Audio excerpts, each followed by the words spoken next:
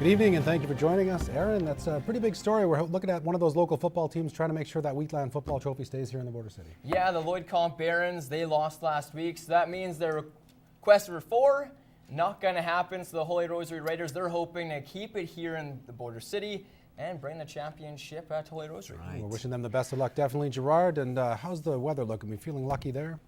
Well, lucky no. Predictable possibly. Looks like we've got some weather later on, but let's deal with what we got on with today firstly, all right? Got to 8 at about 2 o'clock, the wind gusting. We told you that was going to be the situation from since yesterday. Basically south, southeast, south, southwest, basic pattern at the moment. It's south at 33 to 44 kilometers an hour. Humidity is down from the 50s down to 29% at the moment, but we do have some weather later on. We'll get to that though. Let's compare across the region. More cloud cover in Cold Lake and area for that 9 degrees Celsius that was attained just at about 4 o'clock. And to the Battlefoods, they got to a high of 9 today, just at about 2 o'clock. Some more sunshine coming in for the better part of the afternoon. We will talk about the possibility of rain that's stretching across the Midwest region. We'll chat about it in the second segment. Early this morning, Bonnyville RCMP responded to a call indicating a man had been the victim in a fight at the Glendon Hotel in Glendon, Alberta. A patrol located a man lying outside of the hotel who was pronounced dead by EMS. The scene was secured by RCMP and is being examined by the Forensic Identification Section. The victim, in his early 20s, will not be identified at this point, but had been involved in a physical confrontation with 2 other men. One man in his 30s contacted the RCMP a short time later and voluntarily turned himself in at the Bonnyville detachment. He remains in custody, but no charges have been laid yet. An autopsy is scheduled for tomorrow in Edmonton, which is hoped to provide a definitive cause of death as well as a positive ID. The RCMP are working with what is considered a strong tentative identification of the victim and are notifying next of kin. Anyone who witnessed this incident or has any other information is asked to contact the Bonnyville RCMP or Crime Stoppers. Maidstone RCMP are warning the public after reports of an elderly man approaching residents in the Lloydminster rural area with business propositions that involve the residents providing large sums of money up front in exchange for natural medical supplies that will be available in the near future. These propositions always involve the gentleman obtaining a sum of money from a member of the public in order to withdraw a much larger sum of money from a bank in some distant location. Although this man has not been convicted of any criminal charges for these propositions, he is currently under investigation by the RCMP. The RCMP would like to encourage members of the public to discuss any such business propositions with a financial consultant before initiating any transfer of funds. If you have information about that or any other crime, do please contact Lloydminster Rural or Maidstone RCMP or Saskatchewan Crime Stoppers. Well, it's been a part of City Council for decades, but the policy of prayer before their meetings is now a hot-button issue in the Border City. As we reported earlier this week, Mayor Mulligan wants to do away with the pre-meeting prayer, but that's been met with opposition by some city councillors. Lauren Pullen took to the streets to find out what the community thinks of the long-standing tradition. For Pastor Tom, there's no question. But this is who Lloydminster is. You take that away, you're taking part of who we are.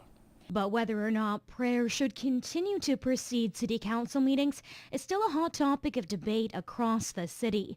Mayor Jeff Mulligan is adamant prayer has no place inside the chamber walls, but over half of city council disagrees. Like, prayer is very important, part of that tradition in opening for the council. And I think it will be a good example to the people to see their leaders, do respect the fact that God created us. On the streets of Lloydminster, the residents are just as divided as council. Well, I think that a prayer doesn't hurt anyone any time of the day, so I think they should keep on with the prayer.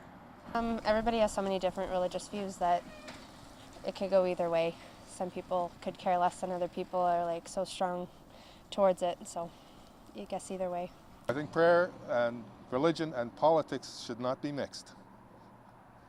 Very firmly. But Pastor Tall remains hopeful prayer will have its place and the tradition dating back to the 1980s will be preserved. I just hope and pray that they will make the right decision. The hot topic will have its final 3 readings at the next City Council meeting November 14th to see if the city will in fact scrap the traditional prayer. Lauren Pullen, Newcap News.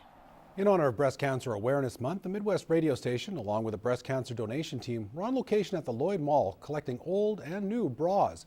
Mike Baden explains how the two groups have joined forces to raise money to aid in the fight against cancer. Breast cancer will affect 1 in 9 women worldwide, so G-Force Diesel will donate $2 towards breast cancer research for each bra that the I Love Alberta Boobs Foundation collects. And so far, the bras are just flying in. So far, it's going amazing. We are getting so many bras, we're running out of totes, actually. We're trying to get some more brought down. And of course, we're always accepting cash donations, cash or check for our team, and so far, it's going great.